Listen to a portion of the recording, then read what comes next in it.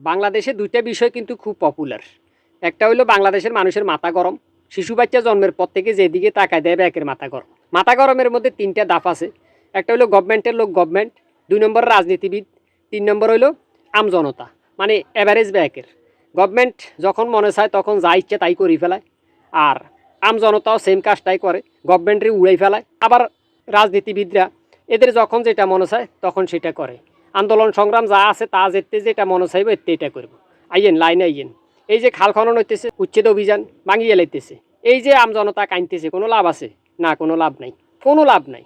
প্রশাসন চাইলে কিন্তু, মানে সরকার চাইলে কিন্তু এই যে দোকানগুলা, এগুলার মধ্যে থেকে যেগুলা পানি যাতায়াতে সমস্যা করতেছে ওই সবগুলা উচ্ছেদ করতে পারতো। আর যেগুলাতে খালের পানিতে সমস্যা করে না ওইসব দোকান থেকে সরকার ভাড়া নিতে পারতো, যে কোনো একটা সফটওয়্যারের মাধ্যমে বা যে কোনোভাবে 10 বছর 20 বছর ইজারা দিয়া এরকম একটা কিছু করতে পারতো। সরকার চাইলে কিন্তু এটা পারে। তাহলে ওই টাকাটা সরকারি কোষাগারে জমা হইলেও সরকারের লাভ হইতো, কিন্তু ভাঙি বেলাইতেছে, হাজার হাজার মানুষ বেকার হইতেছে। এরকম অসংখ্য জিনিস আছে যে সরকার হুটহাট করে ফেলায়।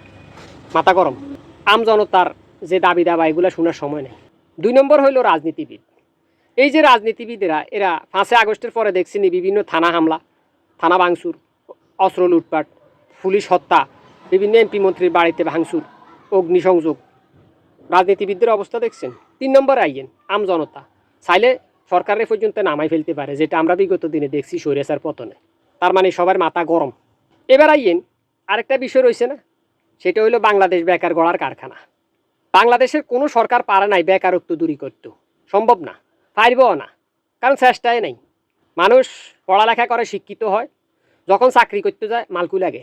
বেটা মালকু দিতে পারে না, বেটার কাছে টেয়া নাই, চাকরিও নাই, তো বেটা অবৈধ পথ বাঁচিল।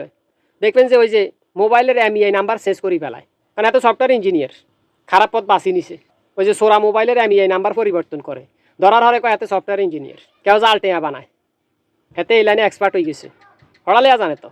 কেউ অনলাইন জুয়ার ব্যবসা করতেছে, শিক্ষিত দল্লি। তো এই অবৈধ পথগুলা মানে সরকারের কারণে বাঁচি নিছে। ওই যে চাকরি করতে পারে না, হড়ালেয়া করার হরে টেয়া লাগে। আবার হাতে বিদেশ যাইব, ইন্ডিয়া পাকিস্তান থেকে সৌদি আরব কুয়াত যাইতে ধরেন 1-1.5 লাখ টাকা লাগে, বাংলাদেশে যাইতে হইলে 5-10 লাখ টাকা লাগে। এই ক্ষেত্রে এতে বিদেশ যাইতে কষ্ট হয়। আবার জানের হওয়ার শান্তি নেই, দালাল মালালে শখ করে বেড়া জীবন তেনা তেনা। আবার ব্যাগ আইতে হয়, দেশে আয় লোন কিস্তি, হাই হাই রে জীবন শেষ। তখন অবৈধ ফটো বাঁচি নিতে হয়। সারা বাংলাদেশে খাল খননের নামে উচ্ছেদ অভিযান চলতেছে। হ্যাঁ, খালের জায়গা দখল করছে, এটা উচ্ছেদ করতেছে, ঠিক আছে, কিন্তু হাজার হাজার মানুষ বেকার হইতেছে। আপনি আগে এই বেকারদের বিকল্প ব্যবস্থা করার পরে এই দোকানপাট ভাঙা উচিত ছিল। মানে এমন এক দেশে আসি খালি ভাঙা ভাঙা ভাঙা। একটু 19-20 হলে ভাঙি ফেলাও, একটু 19-20 হলে জ্বালাই দাও। এটা সরকারি লোকেরাও করে, আমজনতাও করে, আর রাজনৈতিক ব্যক্তিরাও করে। মানে খালি জ্বালাও পোড়াও ভাঙা চুরা, এই হলো অবস্থা।